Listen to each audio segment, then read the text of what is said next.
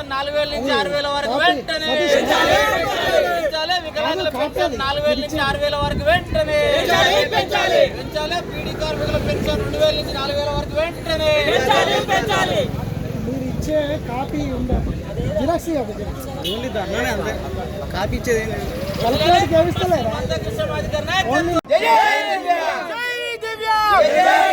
పెన్షన్లను వెంటనే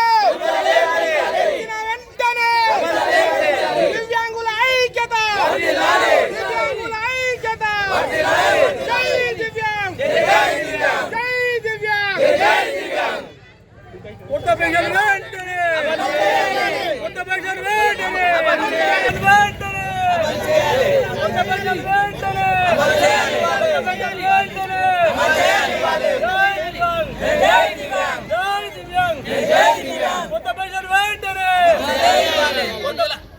పద్మశ్రీ మందకృష్ణ మాది గారి నాయకత్వం, పెన్షన్దారుల ఐక్యత పెంచాలి. వికలాంగులకు 4000 నుంచి 6000 పెన్షన్ వెంటనే పెంచాలి.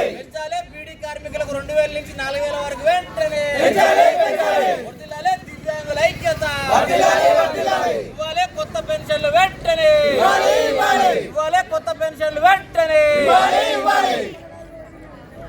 దివ్యాంగుల ఐక్యత దివ్యాంగుల ఐక్యత జై దివ్యాంగ్ జై దివ్యాంగ్ జై దివ్యాంగ్ జై దివ్యాంగ్ కొత్త పెన్షన్లు వెంటనే కొత్త పెన్షన్లు వెంటనే ఆగండి.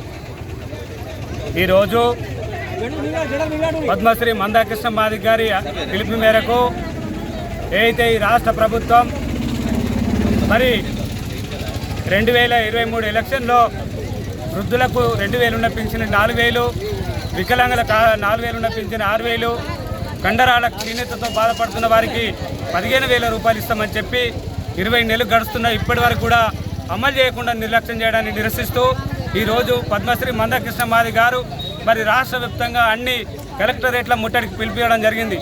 అందులో భాగంగా ఈరోజు జగిత్యాల కలెక్టరేట్ వద్ద ఇలా ఎంఆర్పిఎస్ విఎస్పిఎస్ అదేవిధంగా చేయుత పెన్షన్దారు ఆధ్వర్యంలో ఇలా ఈ యొక్క నిరసన కార్యక్రమం చేపట్టడం జరుగుతుంది.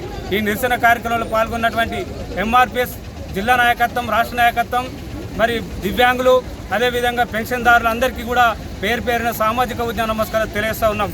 ఏదైతే రాష్ట్ర ప్రభుత్వం మరి 2023 ఎన్నికల్లో మరి ఏదైతే కేసీఆర్ గారు మరి కొత్త పెన్షన్లు ఇవ్వకుండా మరి తొక్కిపెట్టడం జరిగింది. అదేవిధంగా మేము వస్తే దాదాపు ఇప్పుడు ఉన్నటువంటి వృద్ధుల వితంతుల పింఛని 2000 నుంచి 4000 చేస్తాం. అదేవిధంగా మరి ఎవరైతే ఒక ఇంట్లో మరి 3 దివ్యాంగులు ఉండని, 2 వృద్ధులు ఉండని ప్రతి ఒక్కరు కూడా ఇస్తామని చెప్పడం జరిగింది. అదేవిధంగా ఇవాళ ఏదైతే కేసీఆర్ గారు కొత్త పెన్షన్లు దొక్కిపెట్టడం జరిగింది, మేము అధికారంలోకి వస్తే కొత్త పెన్షన్లు ఇస్తామని చెప్పడం జరిగింది. అదేవిధంగా ఏదైతే బీడీల మీద ఆధారపడుతున్నటువంటి తెలంగాణ ప్రాంతంలో కొన్ని జిల్లాలు వారికి పిఎఫ్ కలిగి ఉండి పింఛన్ రాని వారందరికీ కూడా మేము పింఛన్ ఇస్తామని చెప్పడం జరిగింది.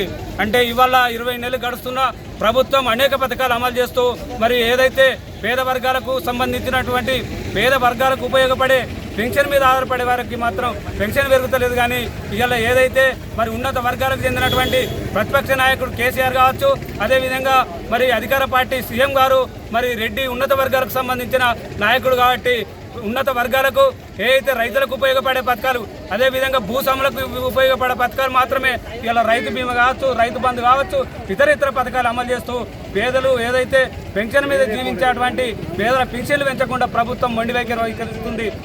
గతంలోనే మందకృష్ణ మాది గారు దాదాపు 40 రోజుల నుండి ఈ పింఛన్దారుల కోసము అన్ని జిల్లా కేంద్రాలు, నియోజకవర్గ స్థాయిలో కూడా మరి మీటింగ్ పెట్టి మరి ఏదైతే కొత్త పెన్షన్లు అమలు చేయాలని చెప్పి మరి డిమాండ్ చేయడం జరుగుతుంది.